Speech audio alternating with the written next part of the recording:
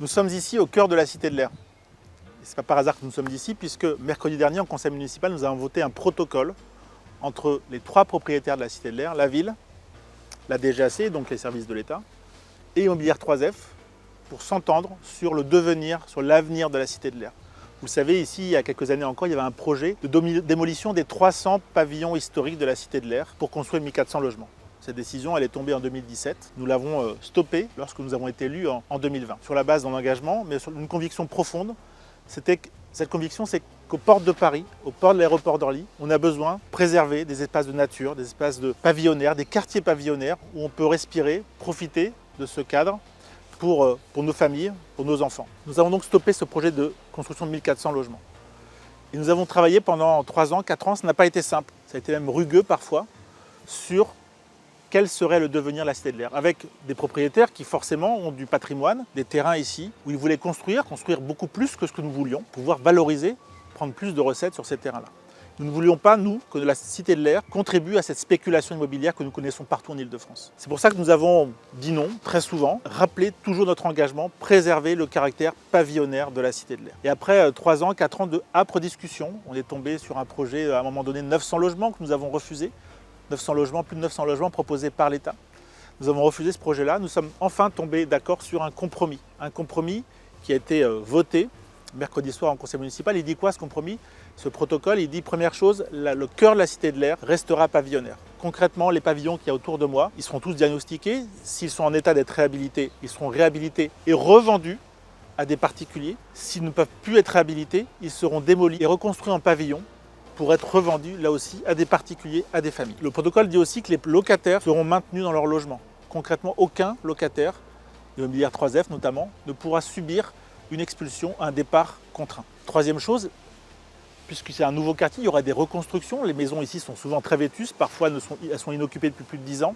La ville va définir un règlement d'urbanisme très strict qui respecte justement l'histoire, l'identité pavillonnaire et aussi un peu l'américaine de la Cité de l'Air. Un règlement d'urbanisme qui dira par exemple que nous refusons les clôtures devant les logements. Un règlement d'urbanisme qui dira que nous voulons préserver ces bandes en herbe devant chaque logement. Bref, qui fera la richesse et le caractère atypique de la Cité de l'Air. Le protocole dit aussi que la volonté de la DGAC est respectée dans le sens où la DGAC veut construire pour les gendarmes qu'elle héberge une caserne de 80 à 90 logements pour ces gendarmes. Cette caserne sera située non loin de la caserne actuelle, proche du terrain de foot de la Cité de l'Air. Et enfin, un point de débat, c'est le secteur Gourmelin. Ça ne dit pas grand-chose à la plupart des ATGiens. Gourmelin, c'est situé après le terrain de foot de la Cité de l'Air, au bord de la route départementale, avenue Bernard-Latière. Il y a un grand secteur qui s'appelle Gourmelin, de 3,5 hectares, où l'État voulait historiquement construire 480 logements. Nous avons refusé ce projet et aujourd'hui, il y a un travail à approfondir avec l'État pour savoir ce que l'on y fait.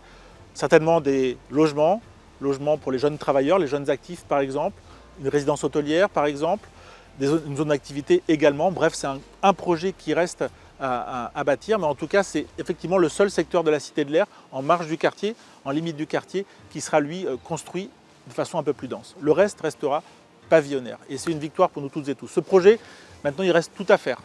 Tout à faire, il y a un travail à accomplir. La ville va devoir également requalifier la voirie et les réseaux d'assainissement sur la base des participations publiques que nous recevrons lors des constructions de maisons ou d'immeubles au secteur Gourmelin. Il reste tout à faire. En tout cas, ça sera lentement, progressivement. Nous avancerons progressivement.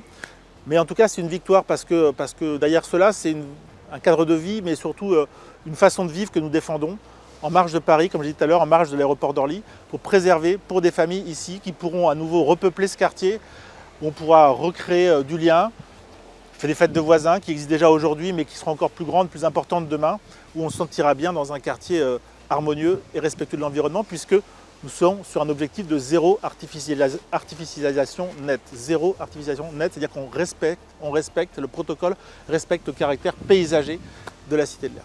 Voilà, je vous ai dit l'essentiel. On vous donne rendez-vous samedi pour la fête de l'Arca. La fête de l'Arca, la fête traditionnelle et annuelle de l'Arca, c'est ici, la fête de la Cité de l'Air, avec sa brocante, son barbecue, ses traditionnels moules frites, le feu de la Saint-Jean naturellement, et le feu d'artifice. À très bientôt, à samedi.